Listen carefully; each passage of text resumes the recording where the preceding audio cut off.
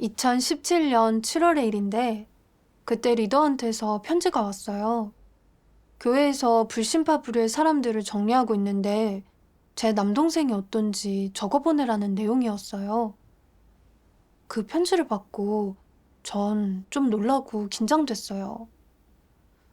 동생을 제명하려는 건지 아니면 왜 지금 동생에 대해 적어보내라는 건지 했어요. 제 동생은 평소에 보면 시간이 나도 하나님 말씀을 보거나 예배에 참석하진 않고 자기 친구랑 놀러 다니고 세상의 조류를 쫓았지 신앙생활에는 전혀 관심이 없었어요. 그러면서 저한테 하나님만 믿지 말고 자기처럼 세상을 추구하라고 하기도 했었어요. 제가 하나님 말씀을 교제해주면 안 듣고 짜증을 부렸죠. 됐으니까 말하지 마. 늘 그런 말만 하고 그게 다 무슨 소용인데? 안 들어. 그러면서 자러 가버리는 거예요. 형제자매들도 동생의 문제에 대해서 여러 차례 교제하며 도와줬고 말씀 많이 읽고 예배도 자주 드리라고 했었어요. 근데 전혀 받아들이질 않았어요. 하나님을 믿으면 예배 시간을 따로 빼놔야 한다고 죄악이 너무 많다면서 애초에 하나님도 엄마 때문에 어쩔 수 없이 믿은 거라고 투덜거렸어요. 제 동생은 늘 그런 식이었죠. 이런 걸 보면 동생은 불신파가 맞아요. 교회에서 동생을 제명하려고 한다면 그건 원칙에 맞는 일이죠.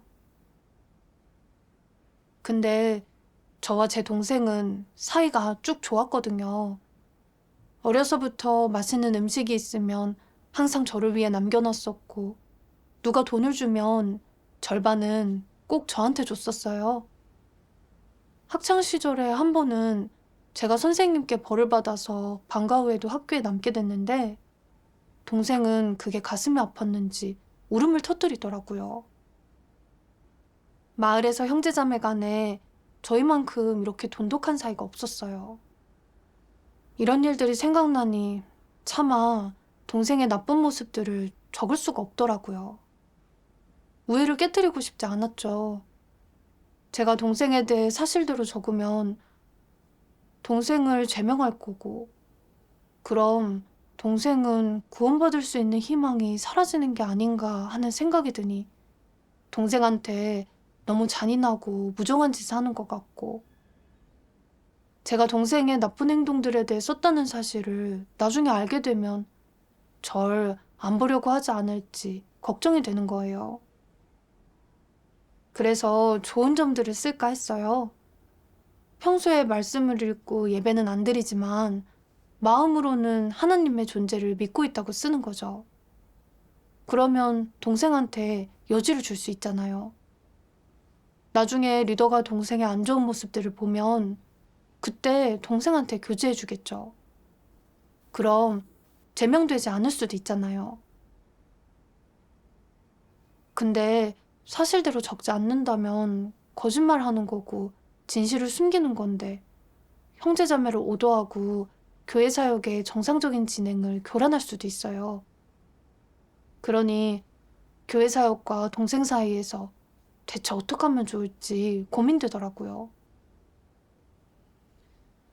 마음이 괴로우니까 본분을 이행할 때도 마음을 안정할 수가 없었어요.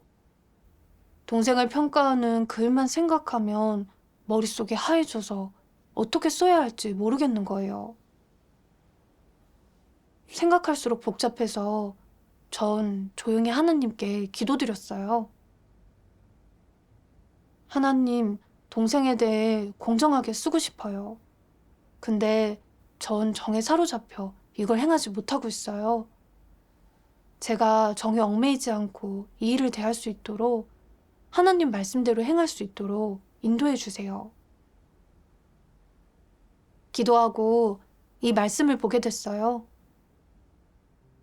전혀 믿지 않는 자녀나 친족을 교회 안으로 끌어들이는 사람은 다 사심이 너무 많고 선심을 쓰는 사람이다. 이런 사람들은 자녀나 친족이 하나님을 믿든 안 믿든 하나님의 뜻이 어떠하든 상관 않고 오직 사랑만을 강조한다. 아내나 부모를 하나님 앞으로 이끌어오는 사람도 있는데 성령의 동의나 역사 여부 등은 신경도 쓰지 않은 채 한결같이 하나님을 위해 인재를 영입한다. 내가 믿지 않는 자들에게 호의를 베푼다 한들 무슨 도움이 되겠느냐. 성령이 함께하지 않는 그 불신파들이 마지못해 따를지라도 사람이 상상하는 것처럼 구원받는 것이 아니다. 구원받는 사람은 그렇게 쉽게 얻어지지 않는다. 성령의 역사와 실현, 성육신 하나님의 온전케 함을 거치지 않고 만들어지는 것은 불가능하다. 그러므로 그들이 이름만 걸어놓고 하나님을 따르기 시작한 순간부터 성령은 함께하지 않았다. 그들의 조건과 실제 상황을 고려했을 때 그들은 만들어질 희망이 없기 때문이다. 성령 역시 그들에게 지나치게 공을 들일 마음이 없으므로 어떤 깨우침이나 인도 없이 그저 그들 마음대로 따르도록 내버려 두었다가 마지막에 결말을 드러낼 뿐이다. 말씀을 보고 나서 제가 제 동생에 대해 좋게 써서 교회 남겨 구원받을 기회를 주고 싶다는 건 순전히 저 혼자만의 바람이었다는 걸 깨닫게 됐어요. 하나님은 하나님을 진심으로 따르지 않고 교회 이름만 올려놓은 자는 하나님의 구원을 받을 수 없다고 분명히 알려주셨어요. 하나님은 진리를 사랑하고 진리를 받아들일 수 있는 사람을 구원하세요. 이런 사람이 성령의 함께하심과 역사를 얻을 수 있고 진리를 깨닫고 얻을 수 있고 결국 하나님의 구원을 받아 살 수 있죠. 근데 불신파의 본질은 진리를 싫어하는 거잖아요. 불신파는 절대 진리를 받아들이질 않아요. 몇 년을 믿어도 사물을 보는 관점과 인생관, 가치관 다 이방인과 같이 조금도 변하질 않아요. 하나님은 이런 사람을 인정하지 않으세요. 이런 사람은 성령의 깨우침과 인도를 전혀 얻을 수 없어요. 끝까지 따른다 해도 생명성품이 변화할 수 없고 하나님의 구원을 받을 수 없는 거죠. 제 동생의 모습을 떠올려 봤는데 동생은 진리를 사랑하지 않고 싫어했어요. 평소 이방인들과 똑같이 먹고 마시고 노는 걸 좋아했고 말씀도 안 보고 예배도 안 드리고 본분도 이행하기 싫어했어요. 그러면서 하나님 믿는 건 재미없다고 늘 입에 달고 살았죠. 믿어도 믿지 않는 거나 다를 게 없었어요. 누가 교제해줘도 듣지 않고 교제 내용이 길어지면 반발하며 거부했어요. 이렇게 일관된 모습에서 보면 동생은 교회 이름만 올려놓은 불신파예요. 하나님께선 동생을 전혀 인정하지 않으시고 동생 역시 성령의 역사를 얻어 진리를 깨달을 수 없었어요. 제가 동생에 대해 좋게 써서 교회 남긴다 해도 구원받을 수 없는 거예요. 전 동생이 불신파라는 사실을 확신하게 됐어요. 근데 제가 정에 휘둘려서 동생을 감싸주고 계속 교회에 남겨두려고 한다면 이건 하나님과 반대되는 짓을 하는 거잖아요. 제가 동생에 대해서 사실대로 공정하게 쓰지 않아 형제자매를 오도하고 이것 때문에 정리해야 할 사람을 정리하지 못한다면 교회 사역을 방해하는 거잖아요. 그러니 정을 내려놓고 원칙에 따라 행해야 하죠. 동생의 상황을 사실대로 교회에 보고하는 게 하나님의 뜻에 부합하는 거니까요. 그렇게 다 쓰고 나니까 마음이 한결 자유로워지더라고요. 그 후에 결국 교회에서 원칙에 따라 동생을 제명했지만 전 담담히 그 결과를 받아들였어요. 하나님 말씀의 인도로 정에 휘둘려서 동생을 감싸지 않고 공정하고 객관적으로 동생을 평가할 수 있었으니까요. 전 마음속으로 하나님께 감사드렸어요. 2021년 7월에 교회 리더는 또 저한테 엄마에 대한 평가를 쓰라고 했어요. 최근에 엄마가 원칙대로 복음을 전하지 않아서 형제자매들이 붙잡힐 뻔한 일이 생각났어요. 그때 형제자매들이 그 문제를 지적해줬는데 받아들이지는 않고 시비를 가리겠다며 크게 소란을 피우셨었거든요. 그 바람에 다들 엄마한테 더 이상 문제를 지적하지 못하게 됐어요. 사실 엄마가 이런 식으로 억지를 부리는 게 한두 번 있는 일이 아니었어요. 한 번은 예배 때 리더가 엄마가 아닌 다른 자매한테 하나님 말씀을 읽으라고 했는데 그걸 보고 엄마가 리더가 자기를 억압한다면서 거짓 리더라는 말을 퍼뜨린 거예요. 엄마가 예배 시간에 소란을 피우니까 한 자매님이 주변 좀 신경 쓰면서 목소리를 줄이라고 했더니 트집을 잡는다며 다음부턴 나오지 말라고 하기도 했어요. 엄만 늘 사소한 일을 가지고 사람들과 실랑이를 벌이고 예배 중에도 억지를 부리면서 소란을 피워 교회 생활을 방해하고 교란했어요. 형제자매들이 엄마가 자기 자신을 알고 얼른 회개하길 바라면서 여러 번 교제하며 도와줬고 책망하고 훈계하기도 했었는데 엄마를 설득시킬 수 있는 사람은 아무도 없더라고요. 엄만 자기가 말 한마디 잘못한 걸로 사람들이 물고 늘어진다며 사실을 왜곡하면서 조금도 진리를 받아들이지 않았어요. 이런 모습들을 보면 형제자매들의 정상적인 예배에 영향을 주기 때문에 교란 행위를 하지 못하도록 원칙에 따라 격리해서 반성하게 하는 게 맞아요. 저도 엄마의 이런 모습들을 얼른 교회에 보고해야 했고요. 근데 또 이런 생각이 드는 거예요. 엄마는 체면이 심하고 성격도 다혈질인 편이거든요. 누가 자기 문제점을 지적하면 바로 반발하고 상대를 무시해버려요. 근데 제가 엄마의 문제를 보고했다는 걸 엄마가 알게 되면 그 사실을 받아들일 수 있을지 걱정되는 거예요. 저까지 엄마를 그렇게 평가했다는 걸 알면 창피하게 생각해 소극적이 되거나 아예 안 믿으려고 하면 어쩌나 했어요. 생각할수록 마음이 더 괴롭더라고요. 머릿속엔 엄마가 저를 돌봐주고 아껴주던 게 떠오르더라고요. 제가 어렸을 때 한밤중에 열이 심하게 난 적이 있었어요.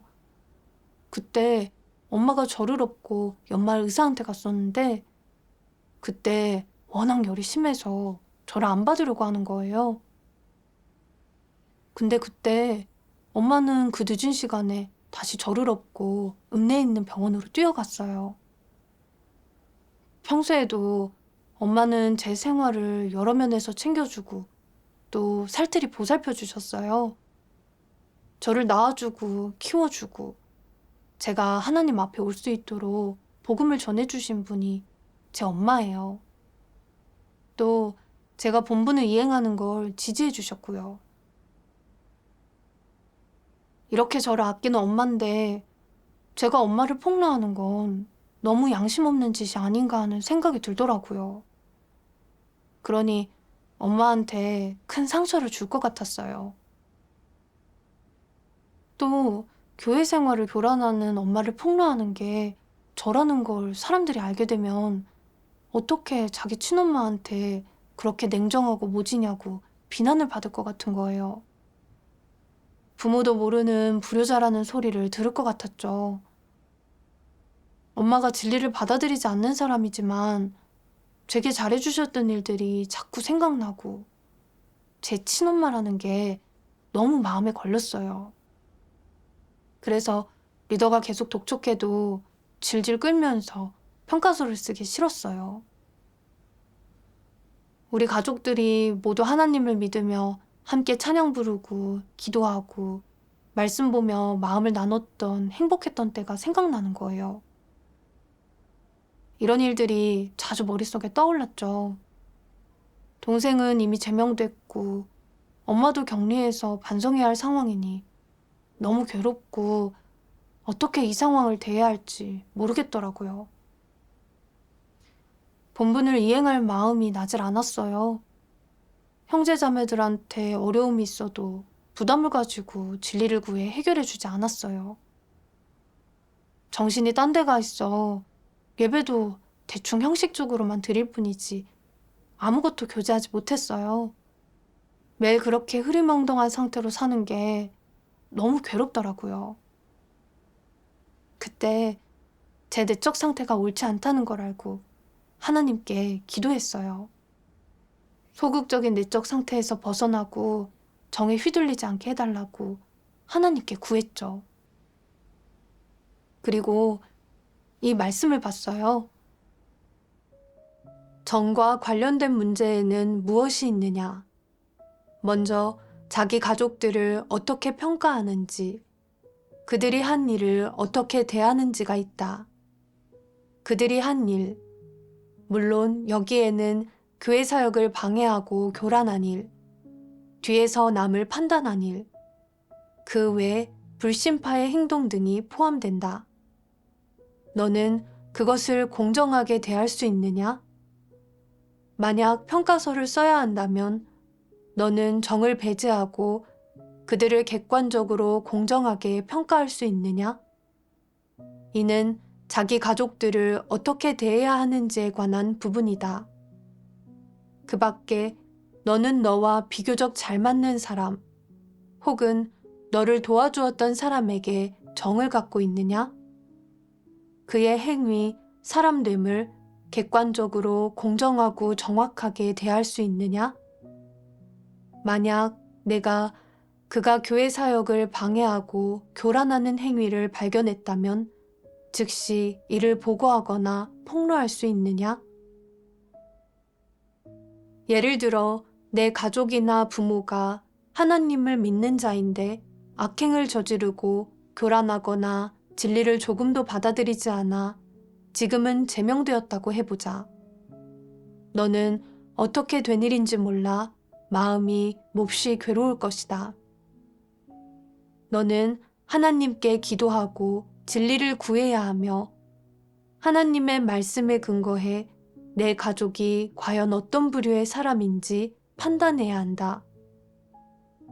내가 정말 진리를 깨달았다면 그들을 정확히 정의할 수 있을 것이며 하나님의 행사는 언제나 옳고 하나님은 공의롭다는 사실을 알게 될 것이다. 또한 가족이나 부모를 편드느라 불만을 품는 일 없이 하나님의 안배에 순종할 수 있을 것이다. 이는 너희 사이의 혈연 관계를 끊는 것이 아니다. 그저 그들이 어떤 부류의 사람에 속하는지, 무엇 때문에 내쳐졌는지 정의 내릴 뿐이다. 만약 내가 마음속으로 정말 정확히 판단하며 내 관점이 올바르고 진리에 부합한다면 너는 하나님의 편에 설 수 있을 것이고 이를 바라보는 내 관점은 하나님 말씀과 완벽하게 합할 것이다. 만약 내가 진리를 받아들이지 못하고 하나님 말씀에 근거해 사람을 판단하지 못하며 육적인 관계나 각도로 사람을 대한다면 영원히 그 육적인 관계에서 벗어나지 못할 것이다. 또한 그들을 내 가족으로 대할 것이며 나아가 형제자매들보다 더 가까이 여길 것이다. 그럼 가족을 대하는 이를 바라보는 내 관점은 하나님 말씀과 모순될 것이며 심지어 대치될 수도 있다. 이런 상황에서 너는 하나님 편에 설 수 없고 하나님께 관념과 오해를 갖게 된다. 그러므로 사람이 하나님과 합하려면 먼저 이를 바라보는 관점에서 하나님 말씀에 부합해야 하며 하나님 말씀에 근거해 사람과 일을 대해야 한다. 또 하나님 말씀을 진리로 받아들여야 하고 사람의 전통적인 관념을 버려야 한다. 그러면 어떤 사람, 어떤 일을 대하든 내 생각과 관점은 하나님과 일치하고 진리에 부합할 수 있다. 그렇게 되면 너의 관점과 사람을 대하는 방식은 하나님과 대치하지 않을 것이고 너는 하나님께 순종하고 하나님과 합할 수 있다. 이런 사람은 더 이상 하나님을 대적하지 않는다. 이런 사람이 바로 하나님이 얻으려는 사람이다. 하나님 말씀을 통해 깨닫게 됐어요. 육체의 정의라는 관점에서 사람과 사물을 보면 안 되고 마땅히 하나님 말씀 진리의 근거에 분별하고 상대가 어떤 본성 본질을 갖고 있는지 어떤 부류의 사람인지 정확히 봐야 해요. 그래야 사람을 정확히 볼 수 있고 정에 쉽게 휘둘리지 않을 수 있어요. 근데 전 늘 육체의 정의라는 관점에서 판단해 온 거예요. 제 엄마라고 엄마가 저를 돌봐주고 아껴줬던 것만 떠올리면서 엄마에 대한 평가를 쓰지 못했어요. 근데 하나님은 사람을 볼 때 그 사람의 본성 본질이란 측면에서 분별해야 한다고 말씀하셨어요. 진정으로 사람의 본성 본질을 분별할 수 있어야 정에 휘둘리지 않고 원칙에 따라 공정하게 사람을 대할 수 있는 거죠. 그렇다면 제 엄마는 대체 어떤 사람인 건지. 평소에 보면 굉장히 친절하고 다른 사람한테도 관심이 많지만 이건 그냥 엄마가 마음이 따뜻한 사람이란 점만 말해줄 수 있을 뿐이에요. 엄마가 저를 살뜰히 보살펴줬던 건 모친으로서 책임을 다한 거란 점만 설명해 줄 수 있을 뿐이고요. 근데 엄마의 본성은 아주 교만해서 조금도 진리를 받아들이지 않고 누가 자신의 문제를 지적하거나 책망하고 훈계하면 바로 상대한테 편견과 반발심을 품고 언짢은 티를 냈어요. 심각할 경우에는 상대방과 맞서 실랑이를 벌이고 상대가 눈치를 보게 만들었어요. 엄마의 이런 일관적인 모습들을 보면 계속 다른 형제자매들과 같이 예배를 드리겠다간 교회 생활을 교란하고 방해해 형제자매들의 생명 진입을 지체시킬 게 분명했어요. 원칙대로라면 바로 격리해 반성하게 해서 형제자매들이 정상적으로 예배를 드릴 수 있게 해야 해요. 또 이런 처분을 통해서 엄마한테 일종의 경고를 해야 하는 거고요. 그리고 만약 엄마가 이 기회에 자기 자신에 대해서 잘 반성하고 인식하면 엄마의 생명에도 유익한 일이 되고요. 근데 엄마가 순종하지 않고 받아들이지 않고 거기다 더 이상 믿지 않으려고 한다면 이건 엄마가 드러나고 도태되는 거죠. 그렇게 되면 저 역시 엄마의 본성 본질을 더 명확히 볼 수 있는 거고요. 가라지인지 밀인지 한눈에 들어올 테니 만류할 것도 없고요. 그때 하나님의 뜻을 깨달았어요. 하나님은 제가 이 일을 통해서 분별력을 키우고 말씀에 따라 사람의 본성 본질을 분별하는 법을 배워 육체의 정에 휘둘려 일하지 않고 원칙에 따라 사람을 대할 수 있기를 바라셨던 거예요. 그때 말씀 낭송 영상을 보게 됐어요. 전능하신 하나님 말씀. 사탄은 누구이고 마귀는 누구이며 하나님의 원수는 또 누구더냐. 바로 하나님을 믿지 않고 대적하는 그 무리들 아니더냐. 하나님을 거역하는 자들 아니냐. 입으로는 믿는다고 말하나 진리가 없는 자들 아니더냐. 복만 받으려 하며 오히려 하나님을 증거하지 못하는 자들 아니더냐. 내가 오늘날에도 이 마귀들과 손잡고 그들을 양심과 사랑으로 대한다면 그것은 사탄에게 선의를 베푸는 것 아니겠느냐? 마귀와 한 통속이 되는 것 아니겠느냐? 오늘날에 이르렀는데도 선악을 구분하지 못하고 한결같이 사랑과 긍휼만 강조하며 하나님의 뜻을 찾으려는 생각은 전혀 없이 하나님의 마음을 자기 마음으로 여기지 못한다면 이런 부류가 맞이하는 결말은 더욱 비참할 것이다. 육신에 거하는 하나님을 믿지 않는 자는 모두 하나님의 원수이다. 내가 원수에게도 양심과 사랑을 베푼다면 정의감이 없는 것 아니겠느냐? 내가 증오하고 반대하는 자와 내가 오히려 마음이 통해 그들을 사랑이나 사적인 감정으로 대한다면 패역 아니겠느냐? 고의로 대적하는 것 아니겠느냐? 그런 자에게 진리가 있겠느냐? 원수를 양심으로 대하고 또 마귀를 사랑으로 대하며 사탄에게도 긍휼을 베풀려고 한다면 고의로 하나님의 사역을 방해하는 자 아니겠느냐? 말씀에서 제 내적 상태를 드러내셨어요. 전 엄마가 하나님을 오래 믿었는데도 진리를 받아들이지 않고 형제자매들이 지적하며 도와주고 책망하고 훈계해도 하나님께로부터 받아들이지 못한다는 사실을 알고 있었어요. 늘 옳고 그름을 가리려고 하고 교회 생활을 교란하고 방해하면서 사탄의 심부름꾼 역할을 하고 있다는 사실도 알고 있었어요. 근데 전 엄마를 폭로하는 대신 계속 감싸려고 했었어요. 그러면서 엄마를 폭로하지 않고 평가를 쓰지 않은 건 양심 있는 행동이라고 생각했죠.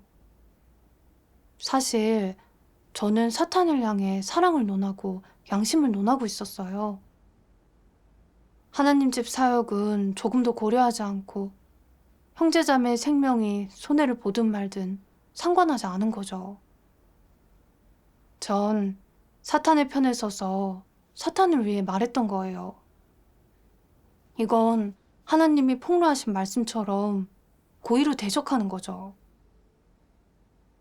제 사랑에는 원칙이 없고 옳고 그름이 없었어요. 어리석은 사랑이죠.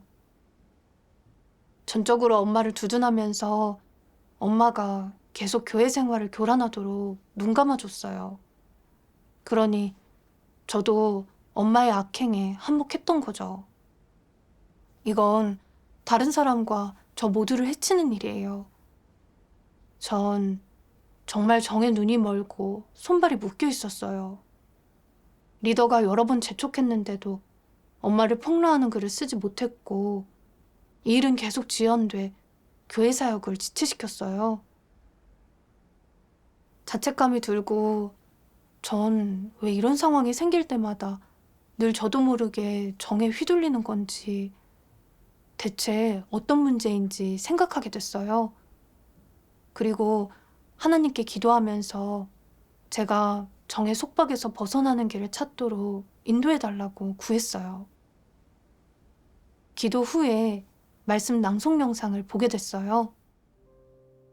전능하신 하나님 말씀. 하나님은 말씀에서 어떤 원칙으로 사람을 대하라고 요구하느냐? 하나님이 사랑하는 사람을 사랑하고 하나님이 미워하는 사람을 미워하는 것이다. 이것이 사람이 지켜야 할 원칙이다. 하나님은 진리를 추구하고 하나님의 뜻대로 행하는 사람을 사랑한다. 이 또한 사람이 사랑해야 하는 사람이다. 하나님의 뜻대로 행하지 못하고 하나님을 미워하거나 거역하는 사람은 하나님이 혐오하는 사람으로 우리도 마땅히 혐오해야 한다. 이것은 사람에 대한 하나님의 요구이다.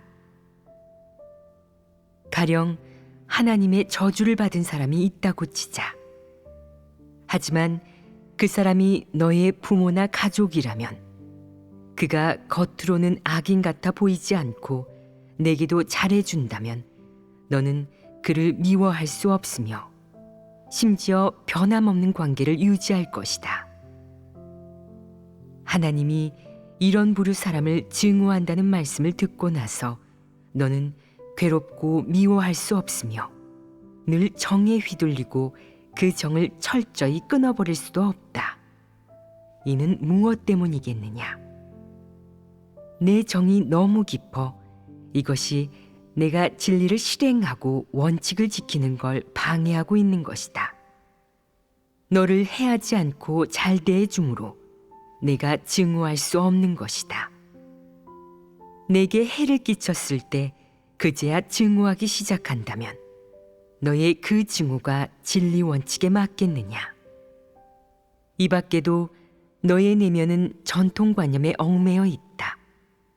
너는 너의 부모, 가족인 그들을 증오하면 사회로부터 버림과 질책을 받으며 심지어 인간이 아닌 양심 없는 불효자라는 비난을 받을 것이고 벌을 받고 벼락을 맞을 것이라고 생각한다. 설령 그를 미워하려고 해도 양심에 찔리는 것이다. 그런 양심적 반응이 어디서 비롯된 것이냐? 어릴 때부터 부모의 교육이나 사회적 문화의 유전과 영향을 받아서 내 마음에 깊이 뿌리내린 사상에서 비롯된 것이다. 너는 그것이 긍정적인 것이고 옛 조상의 유전이니 영원히 좋은 것이라고 착각하게 된다. 내 마음속에 먼저 들어가 주인이 된 그것은 내가 하나님을 믿고 진리를 받아들이는 것을 크게 교란하고 방해한다. 또한 내가 하나님 말씀을 실행하지 못하고 하나님이 사랑하는 사람을 사랑하지 못하고 하나님이 미워하는 사람을 미워하지 못하게 한다. 사실 너는 속으로는 너의 생명이 부모가 준 것이 아니라 하나님에게서 온 것임을 알고 하나님을 믿지 않고 대적까지 하는 내 부모를 하나님이 증오함으로 내가 마땅히 하나님 편에 서서 하나님께 순종해야 한다는 사실을 알고 있지만 너는 증오하려 해도 그럴 수 없다. 마음이 거기서 돌아서지 못하고 마음을 모질게 먹지 못한다. 즉, 진리를 실행에 옮기지 못하는 것이다. 근본 원인은 무엇이겠느냐? 사탄은 그런 전통 문화와 도덕관념으로 너의 사상, 생각, 마음과 영을 결박하여 하나님의 말씀을 받아들일 수 없게 만든다. 너는 이미 사탄의 그런 것들에 점유되어 하나님의 말씀을 받아들일 수 없다. 내가 하나님의 말씀을 실행하려고 해도 너의 내면에 있는 그런 것들이 작용해 방해함으로써 진리와 하나님의 요구에 맞서게 한다. 너는 전통 문화의 사슬에서 벗어나려고 해도 역부족이다. 너는 발버둥 치다 얼마 못 가 타협하게 될 것이다. 그러고는 전통적 도덕관념이 올바르고 진리에 부합한다고 생각하여 하나님의 말씀을 배척하거나 버릴 것이다. 하나님의 말씀을 진리로 여겨 받아들이지 않고 구원받는 일을 중요하게 생각하지도 않는다. 속으로는 어쨌든 지금은 이 세상에서 살아가고 있으니 그 사람들에게 기대해 생활해야 한다고 생각한다. 사회 여론의 질책을 견디지 못해 진리와 하나님 말씀을 버리고 전통적 도덕관념과 사탄의 권세에 항복할지언정 하나님께 죄를 지을지언정 진리를 실행하지 않는다. 너희가 말해보아라. 사람은 가련하지 않으냐? 사람은 하나님의 구원이 필요하지 않으냐? 아멘. 말씀에서 하나님은 우리에게 하나님이 사랑하는 것을 사랑하고 하나님이 미워하는 것을 미워하라고 요구하셨다는 걸 깨달았어요. 예수님도 이렇게 말씀하셨죠. 누가 내 모친이며 내 동생들이냐? 누구든지 하늘에 계신 내 아버지의 뜻대로 하는 자가 내 형제요, 자매요, 모친이니라. 하나님이 좋아하시는 사람은 진리를 추구하고 진리를 받아들일 수 있는 사람이에요. 그런 사람만이 형제자매고 제가 사랑하고 사랑으로 도와줘야 할 사람인 거죠. 근데 진리를 싫어하고 진리를 행하지 않는 사람은 불신파로 형제자매가 아니에요. 부모라도 가족이라도 진리 원칙에 따라 분별하고 폭로해야 해요. 이건 부모를 공경하지 말고 앞으로 신경 쓰지 말라는 말이 아니죠. 이성적이고 공정하게 그들의 본성 본질에 따라 대해야 한다는 말인 거예요. 근데 저는 팔은 안으로 굽는다, 인간은 감정의 동물 등과 같은 사탄 독소의 영향을 받아서 사람을 대할 때 원칙이 없었어요. 늘 육체의 정의라는 관점에서 가족을 감싸주려고 했었죠. 제 동생에 대해서 쓸 때도 그랬어요. 동생은 이미 불신파인 게 드러나 교회에서 제명돼야 한다는 걸 알면서도 정 때문에 동생의 실체를 다 적으려고 하지 않았어요. 사실을 감추고 형제자매를 기만하려고 했죠. 리더가 엄마에 대한 평가를 쓰라고 했을 때는 엄마가 이미 교회 생활을 교란하고 방해하고 있다는 사실을 알고 있었어요. 전 있는 그대로 객관적으로 평가를 써서 리더가 엄마를 폭로하고 제재하는데 협력해야 했어요. 근데 제 친엄마라는 점이 걸리는 거예요. 또 저한테 잘해주신 걸 생각하면 엄마의 좋지 않은 모습을 모두 다 적는 게 양심의 가책이 느껴지고 정말 어떻게 해도 죄송스러웠어요. 그리고 남들이 저보고 냉정하고 모질다고 비난할 게 두려웠죠. 그렇게 걱정하고 갈등하면서 평가서를 쓰지 못하고 차일피일 미뤘어요. 이미 제 속 깊이 뿌리 내린 사탄의 독소들 때문에 전 늘 육체의 정으로 살면서 사람을 원칙 없이 대하고 하나님 집 사역을 지키지 않았어요. 사탄의 편에 서서 하나님을 거역하고 대적했던 거예요. 사실 제 동생과 엄마는 모두 불신파니까 그들을 폭로하는 건 정의로운 일이고 교회 사역을 지키는 일이라 하나님의 요구에 맞아요. 하나님이 사랑하는 것을 사랑하고 하나님이 미워하는 것을 미워하라는 말씀대로죠. 이건 진리를 행하는 증거예요. 근데 저는 진리를 행하고 사탄을 폭로하는 일을 부정적으로 봤어요. 정도 없고 양심도 없는 대형 무도한 짓으로 본 거죠. 정말 어리석었어요. 이건 옳고 그름을 분별 못하고 사실을 왜곡하는 거잖아요. 게다가 저는 정에 속박돼 소극적이 됐고 본분을 이행할 마음도 잃어버렸어요. 하나님께서 제때 저를 깨우치고 인도해 주시지 않았더라면 전 정말 정 때문에 걸려 넘어지고 말았을 거예요. 정으로 살며 자칫 스스로를 끝장낼 뻔했으니 정말 위험했죠. 그 후에 또 반성해봤어요. 제가 엄마에 대해 쓰고 싶지 않았던 데에는 또 다른 잘못된 관점이 있었더라고요. 저를 키워주신 은혜가 있으니 엄마를 폭로하는 일에 계속 양심의 가책이 느껴진 거였어요. 전 이 말씀을 보고 제 관점을 바로잡았어요. 하나님께서 말씀하셨죠. 하나님은 이 세상을 창조하였고 그가 부여한 생명을 가진 사람이란 생명체를 세상에 데려왔다. 그리하여 사람은 부모와 가족이 생기면서 외로움에서 벗어났다. 사람은 이 물질적인 세상을 본 후부터 하나님이 정한 운명에 따라 살아가게 되었다. 하나님의 생명의 기운이 생명체 하나하나를 밑받침해 주어 어른으로 성장시킨 것이다. 이 과정에서 사람이 하나님의 보살핌으로 살아가고 성장한다는 사실을 깨달은 사람은 아무도 없었다. 오히려 부모의 길러준 은혜라고 사람의 생명의 본능을 밑거름으로 하여 성장한다고 생각한다.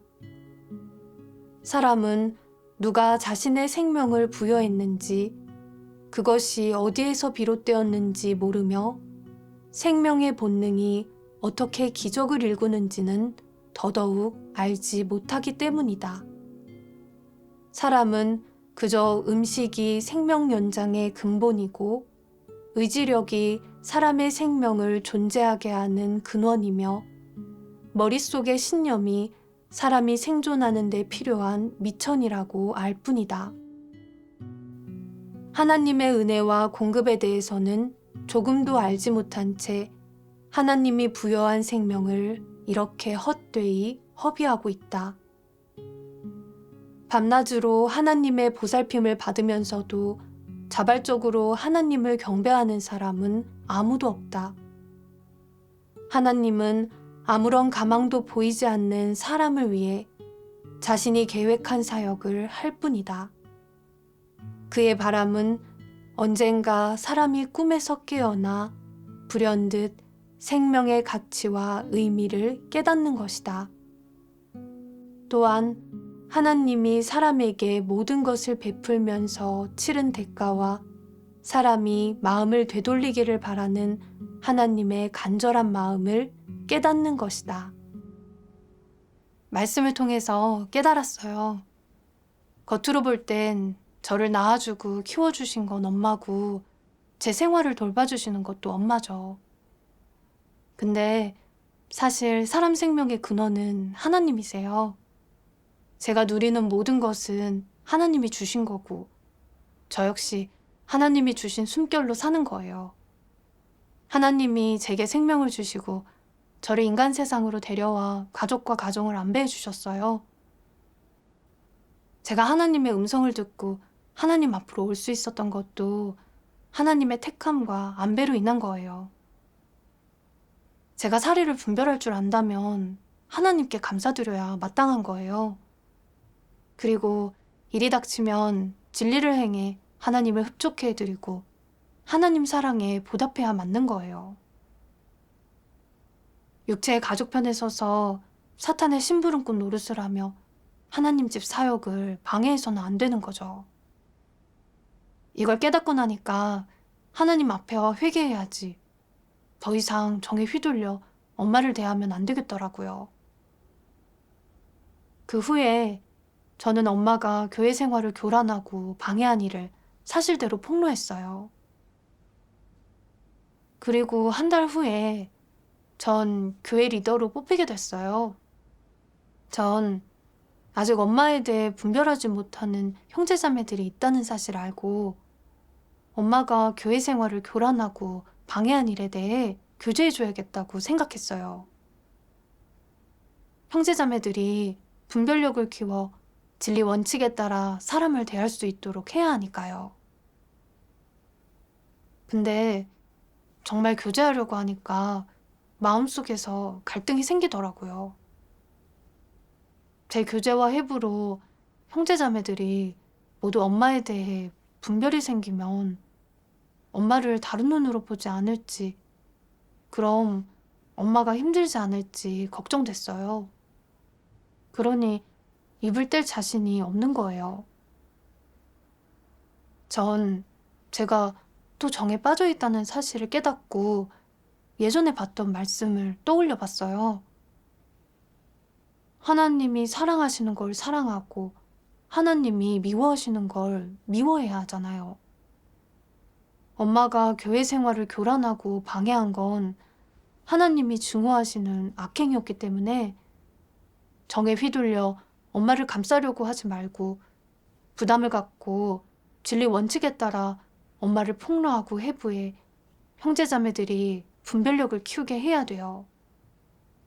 그래서 전 엄마가 교회 생활을 교란하고 방해했던 일에 대해 교제하며 해부했고 형제자매들도 엄마에 대해 분별력을 갖고 이 일에서 공과를 배울 수 있었어요.